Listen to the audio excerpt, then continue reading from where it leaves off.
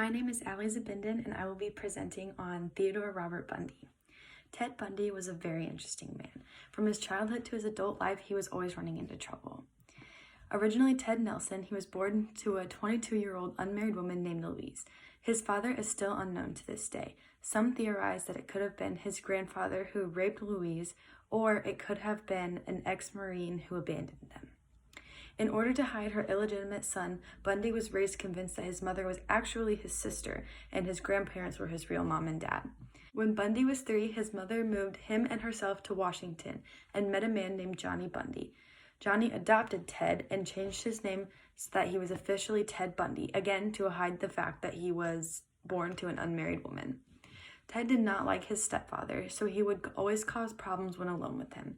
He would wet his pants in public in order to embarrass him.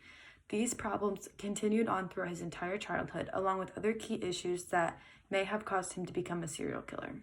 Ted had a speech impediment, which his classmates always teased him for.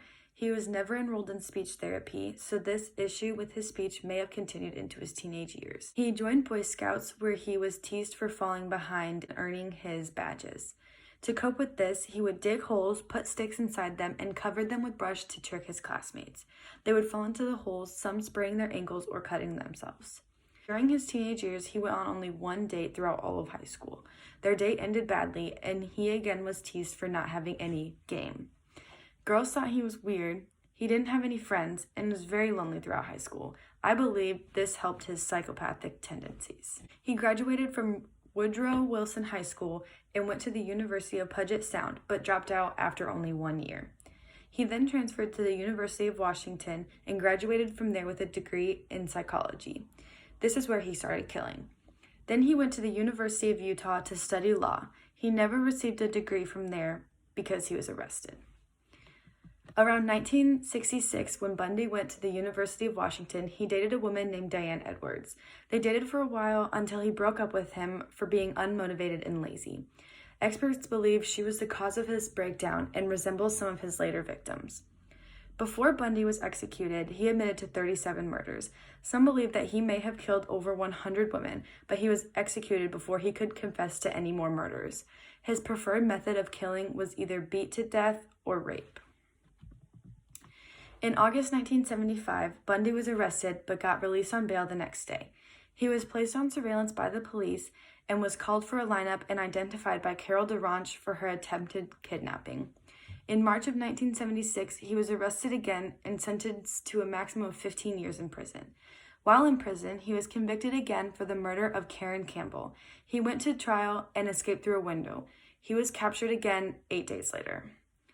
In December 1977, Bundy escaped from prison again, this time remaining free for only 15 hours. During this time, though, he made his way to Florida and broke into a sorority house. He brutally beat and killed 2 women and attempted to murder 2 more before another girl arrived home to the house and scared him off. That same night, he broke into an apartment of Cheryl Thomas, but again was unsuccessful in killing her.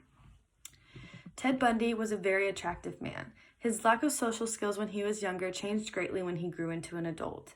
He was very charming and relaxed so that women would trust him. Bundy would often fake an injury, such as wearing a cast or using crutches, to get women to help him before he disabled him and put them into his car to take them to a different location to beat, rape, and kill them. Ted Bundy was in a 6-year relationship with Elizabeth Clover. She described him as nonviolent, caring, and always supportive. Elizabeth had a child whom Ted always took care of and acted like a father towards. When Liz became suspicious of Ted's behavior, she called the Seattle police and gave them his name. This put Ted on the police's radar and ultimately led to his arrest.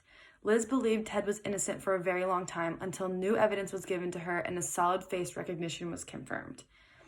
While in prison, he began a relationship with Carol Boone and even had a child with her. She believed he was innocent until 3 years prior to his execution. Carol and her daughter both changed their names. During Bundy's trial, he constantly remained calm and even found some situations funny. He had countless lawyers before he claimed himself as his own lawyer. He always had a fan base, and there were always women in the courthouse cheering him on. Ted's mom, Louise, always supported him and showed up to every trial. Louise remained convinced that he was innocent until the day he was executed. In the end, Ted Bundy was charged with several cases of murder. He was guilty on the count of murder de ranch in 1976. He was guilty on the account of murder of Carol Campbell, also in 1976. He was guilty on 2 more counts of murder for the women in the sorority. He was guilty on 3 accounts of attempted murder in 1979. He was guilty on 2 accounts of burglary in 1979. He was guilty on the account of murder of Kimberly Leach, a 12-year-old girl, in 1980. He was then executed on January 24, 1989 via the electric chair.